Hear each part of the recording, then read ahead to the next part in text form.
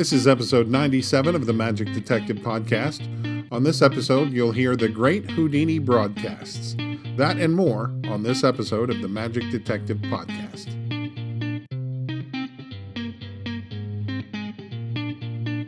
Hello and welcome to the Magic Detective Podcast, your podcast home for magic history. I'm your host, Dean Carnegie. I am the Magic Detective, and this is episode 97. If you recall, back during Season 4, Episode 72, I presented a show called The Devil and Harry Keller. It was a short story that I had written that I turned into an old-style radio drama, and it got a huge response from the listeners, and I've been wanting to do another one ever since then, but I wasn't quite sure what to do. And then along came this booklet, which actually, in all truth, I already owned this booklet, but I just never really looked through it. And it was called The Great Houdini Broadcasts by Val Andrews and was published by Micky Hades. Now, reading through it, I realized it would make an ideal old-style radio drama, except it had a copyright on it, and I couldn't just do it. I needed to get permission. So thankfully, Micky Hades' son gave me permission to do this on my podcast. I was given a non-commercial license, and as I don't charge for the podcast, this works perfectly. It would have been great if I had this out a few days ago, but things never quite work out the way you want. At least you'll be getting to hear it today. Before we get there, however, I have to tell you about the coolest video that I just watched. Over on Jim Steinmeier's website, which is jimsteinmeier.com, on his blog, he has a 3-part series on The Will, the Witch, and the Watchman, which is the old Maskelyne and Cooke magic play. Apparently, a few years back, they recreated this routine for the LA Conference on Magic History, and there is a video of the entire performance, and oh my gosh, I loved this. John Carney was in it, and he's magnificent. He is absolutely magnificent in his role. He kind of reminds me like of Tim Conway. In fact, I wouldn't be surprised if Tim Conway was kind of a comedy inspiration for John Carney. But anyway, the other actors are wonderful as well, but the play really focuses on this one character that John plays. It's well worth watching.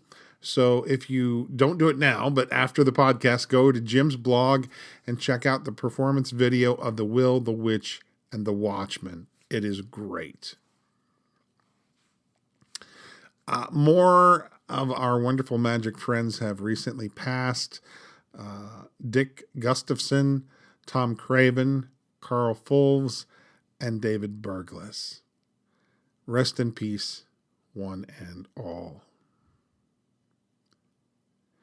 If you haven't already done so, you're missing out. I'm talking about buying your very own Magic Detective t-shirt.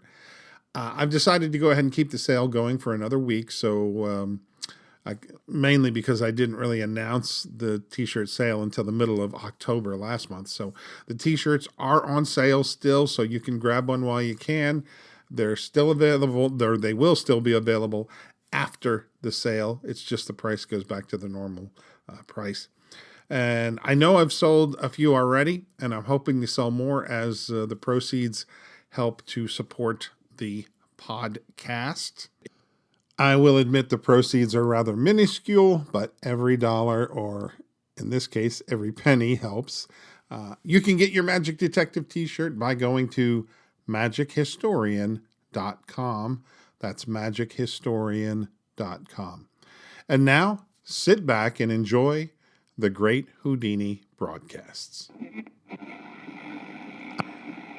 November 1st, 1926. This is the Western Eagle Broadcasting Company of America. The program you just heard came to you courtesy of Guanaco Cigars. They look good, they taste good, and they satisfy. We interrupt today's broadcast to bring you a news flash.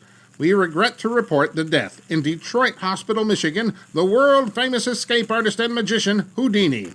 Following an emergency operation which failed to save his life, Houdini died of peritonitis caused by a blow to the stomach delivered by a McGill University student whilst the magician was performing at Montreal's Princess Theatre. After inquiring if it were true that the magician could withstand heavy blows in the abdominal region, the student took Houdini's assent to mean that he might try. The show went on despite Houdini being in great pain. His wife Bessie was at the bedside and claims that his dying wish was that the student's name should not be revealed. In a few moments, we will be bringing you an unscheduled program, a tribute to the man who mystified the world for so many years. The makers of Choosy Cheese Spread have kindly donated their airtime. So choose Choosy. Houdini escaped from jails, straitjackets, handcuffs, and even from a locked box thrown deep into untamed waters.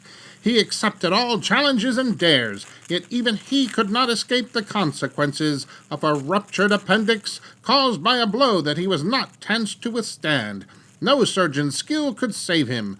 Houdini has been in the news for so long, there can scarcely be a man, woman, or child in the civilized world who has not heard of his daring exploits. Born Eric Weiss of immigrant parents, he rose to theater stardom through many years as a modest carnival attraction. Then, just before the turn of the century, he gained fame in America following a tour of Europe, escaping from London, Paris, and Berlin jails, as well as performing unheard feats of magic. In fact, for the past 30 years, he has constantly been in the news. In later years, he waged a ceaseless war on fraudulent spirit mediums and bunco artists of all kinds. He was the author of many books on magic, including the famous Unmasking of Robert Houdin, in which he exposed his own boyhood idol as a fraud. Much is known of Houdini, the public figure, but what of Houdini the man, the boy, the husband, the private citizen? Although he came into contact with thousands, he had few close friends. In a very limited time available, we have been able to assemble a few people who knew him well. First, to tell a little about his friend and associate is one of Houdini's legal advisors, Hiram P. Kelson. The untimely death of my friend and client Harry Houdini has been a terrible blow to me. He was a fine man, a wonderful artist, and above all a great and patriotic American. Everyone will know of his efforts in the bond-selling drive of the Great War in 1917. Yet earlier he had struck a blow for decency and freedom by taking the Kaiser's court to task and making them look ridiculous when they accused him of belittling their impregnable prison, so called.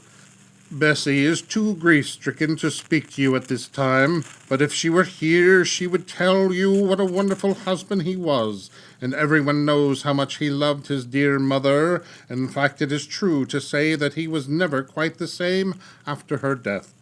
He had the satisfaction of knowing that he made up to her in some measure for her early deprivations. It is said, and I don't doubt it for 1 minute, that he once caused the theater management to pay him in gold pieces so that he could shower them into his mother's outstretched apron. And shortly before her death, he bought for her an actual dress worn by the English Queen Victoria. Although not tall, he had a wonderful physique, a fine example of any red-blooded American boy. Did you know that he was the first man to fly an aeroplane across Australia? Everyone will know about his campaign against those fiends who prey upon the bereaved with fake spirit messages. His rise to fame from an obscure immigrant background can but emphasize the greatness of our country. Only in America, my friends, could a success like that of Houdini happen. The whole nation will join me in mourning the passing of this fine man who never smoked, drank, and to whom clean living was just a way of life. Thank you indeed, Mr. Kelson. Now, here are a few words of tribute from the magician's brother, also a featured vaudeville player, Theodore Hardeen. Actually, very few people know that I am the brother of Harry Houdini, believing Hardeen the Mysterious to be a professional rival of his. In a way I was. You see, at one time, Harry's imitators became a pain in the neck to him. They were getting time on theaters that Harry was too big to play. So he figured, to keep it in the family, he built me up so that I could play those theaters as if in rivalry with him. But It was not only for this reason that Harry fixed it. He figured that I could fare well financially, and in turn I was content to play second fiddle, producing, I boast, a quite acceptable tune. When our father died, he made Harry promise to look after us all, and he certainly did. Both were men of their word. Let me give you an example. When Harry was maybe 8 or 9 years old of age, he became fascinated with performers at the carnival and spent a lot of time practicing not only magic but acrobatic tricks and truly amazing stunts. For a boy, he was a wonderful performer, calling himself Eric the Great. He ran away from home to join the carnival, but it had left town and he walked many, many miles trying to find it. He grew tired and hungry. Eventually, he was cold and lost and dirty, too. It was in this sorry state that he knocked at the door of a little clapboard house, the home of a lady called Mrs. Flitcroft. She was a widow and amazed to be confronted by the apparition who claimed to be the great Eric. He told her that he was not begging, but that he would perform for her feats of magic, and for good measure he would pick up pins with his eyelids if she would give him a glass of milk and a piece of cake. Mrs. Flitcroft, of course, fed and rested him, after first gravely watching his performance. Something about his manner told her to play it that way. And when he departed the next day, he was clean, rested, and carrying enough of Mrs. Flitcroft's pies and cakes to last him for days. Years later, he repaid that debt by buying Mrs. Flitcroft's house and handing her the deed as a gift. That's the kind of guy my brother was. Now, Papa. The Rabbi Weiss was an extraordinary man, too. When he caught up with runaway Harry, he did not beat or scold him, but made a deal. He said, "Eric, if I do not oppose your becoming an artist when you are older, will you return with me now to finish your schooling and learn a trade?" When Harry left school, he worked in a tie factory. You may notice that I hesitate when I call him Harry. That's Bess's name for him and the world's. To me, he was always Eric. At the tie factory, he met a guy called Jacob Hyman. With him, he started a sort of double act featuring the trunk escape or metamorphosis. Later, he worked with me, and we called ourselves the Brothers Houdini. When Bessie came on the scene, I kind of bowed out, and so the act became the Houdinis, Harry and Bess. The rest is theater history. Those who never knew Eric had no idea what kind of unusual man he was. He could be strange at times. For example, I remember once in the early days when he took Bessie and I onto a bridge at midnight. It was strange and an eerie occasion. He said, "Bessie, Dash," he always called me Dash, never Theo, "will you both swear to be true to me and support me in all my endeavors?" Then he made us raise our right hands like we were in court, but we were glad to do it, though that story will give you some idea of how strange he could be. Thank you, Theo Hardeen. Listeners, choose each cheese spread and make a snack, just like a banquet. We are indeed fortunate to have in the studio the famous British author, the creator of Sherlock Holmes, to pay his own tribute to Houdini, Sir Arthur Conan Doyle. When I learned of the death of my friend Harry Houdini, I was deeply shocked. Although we had crossed words on a particular issue, we were in fact the best of friends. He was the sort of chap I could get along with, what we British call a rough diamond. I often dined with him when he was in London or when, as now, I was in America. Usually he would bring his charming little wife Bess, short for Elizabeth, I suppose. To be safe, I always called her Mrs. Houdini. I extend to her my sympathy, hoping that in time the great healer will soften the blow. But to return to those meetings with Houdini, we would sit after dinner for many hours, discussing such subjects as the afterlife, spiritualism, and the occult. Now, Houdini always claimed his complete disbelief in the power of a spirit to return. I took him to seances by Mrs. Duncan and other famous mediums, where we saw and where we heard that which proved beyond a doubt that the spirits were called upon. But he would invent cock and bull stories about faked apparatus and all manner of unlikely deceptions. He would show me all manner of gadgets that would produce the same effects, yet failed entirely to prove to me that these had been used. In fact, on one occasion, he proved to me that he was himself a powerful medium by rubbing ash on his bare arms and producing there a crudely lettered spirit message, signed by my very own aunt, whose name he did not even know. Now, I'm not a gullible sort of chappie. Remember, I had Dr. Joseph Bell, upon whom I modeled Sherlock Holmes, as a tutor. So you can imagine it would be a clever charlatan indeed who could fool me. No, for some reason best known to himself, Houdini wanted people to believe that he gained his miracles by ordinary methods of a stage illusionist. Yet I am totally convinced that he was one of the truly gifted psychics who could dematerialize and materialize his body at will. How else could he have escaped from prison cells and locked boxes? I personally examined some of the restraints, and even Sherlock Holmes himself would have declared them to be free from deception. At the very next seance I attend, I shall call upon the spirit of Houdini, who, in the afterlife, without ulterior motive, will admit the truth. Thank you, Sir Arthur.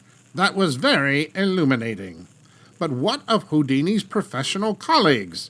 What did the other magicians think of him? Listen now to the voice of the royal illusionist, Horace Golden. So you want I should say a few words about Harry Houdini? Well, I don't like to speak bad about a man what had died already, but to me Houdini was nothing but a carnival worker what made good. The Museum Harry, I used to call him, and, well, to me he was just that. Right to the end. You see, Houdini had no refinement, like what I got.